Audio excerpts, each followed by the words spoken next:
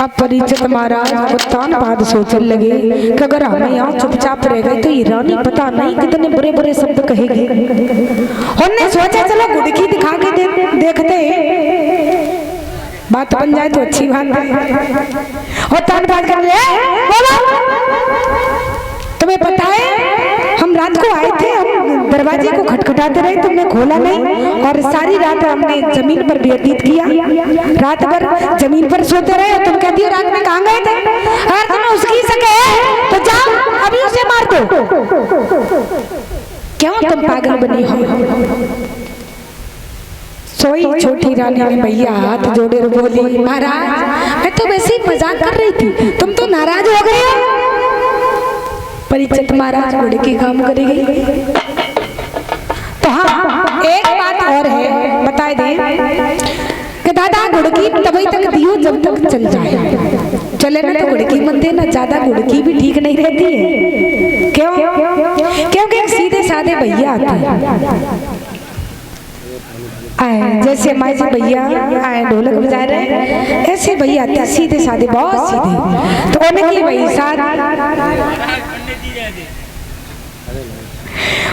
वही शादी आए, शादी के बहू घर में आई गई।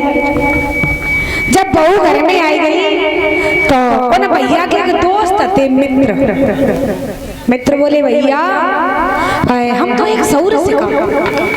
बोले क्या सौर सिखाया?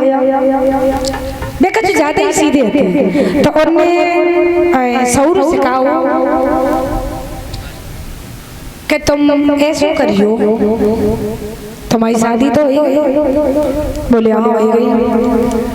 अब तुम ऐसा करियो कि जो तुम्हारी मैडम है ना इन्हें गुड़की देते रहिए, और अगर तुम इन्हें गुड़की देते रहे और सर पे नहीं बिठाई होती तो हमेशा सही चलती रही। परिचित महाराज तो मैंने महीना मिल जाए मैया कब गुड़की दई दई। अच्छा तुम कब बनाए हो महाराज? परिचित जी को गुड़की जरूर मिली होता है तो कह रहे हैं। तो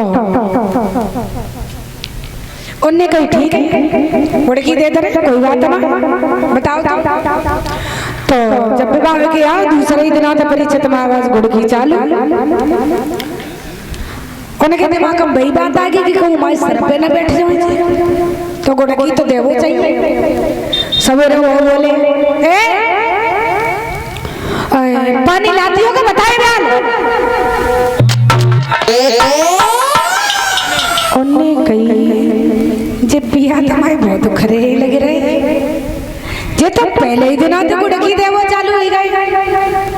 जैसे ही घंटा काड़ो भी तो बोले फिर याद आ गया कि गुड़की दिखा लेने। बोले पानी गर्म कर रही हो नहाने के लिए बता दे। अब भैया भी सही चक्कर में पड़ गई कि जित बात बात में गुड़की दिखा रहा है। और थोड़ी देर भाई फिर भी नहीं याद आएगा कला गुड़की ने कौन दिखा ले, गुड़की दिखाते नहीं तुझे हमारे सर पे नहीं बैठे हमेशा नहीं सही चलती थी। फिर बोले भोजन ला रही हो बता दे तो भैया मुंडा में बिन्ने हाथ मारो बैठ कर रोने लगी। उन्ने कही कि जे तो दुश्मन बहुत ये बागों पल्ले पड़ेगा, ऐसे काम कैसे चलेगा? एक दिन नहीं 2 दिन नहीं 10 दिन तक गुड़की दिखाते रहे। बेचारी अपने गत्ते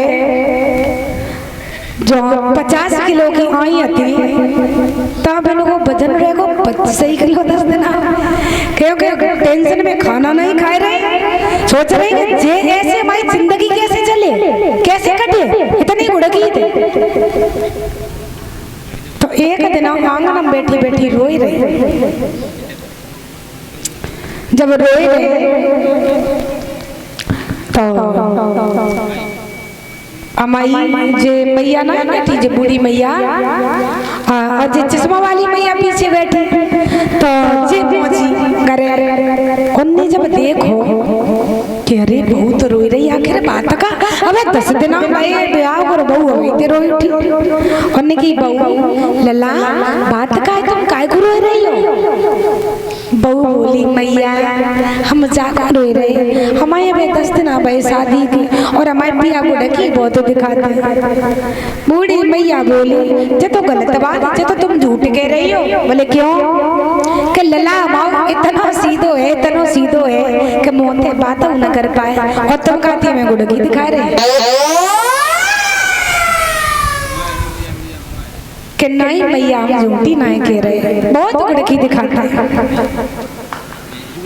तो अम्मा बोली लला अब तुम ऐसे करियो, अब की बात तुम्हें गुड़की दिखाना आवे तो तुम क्या कह दियो? हाँ बताओ, क्या बताओगे? बताओ जल्दी बताओ।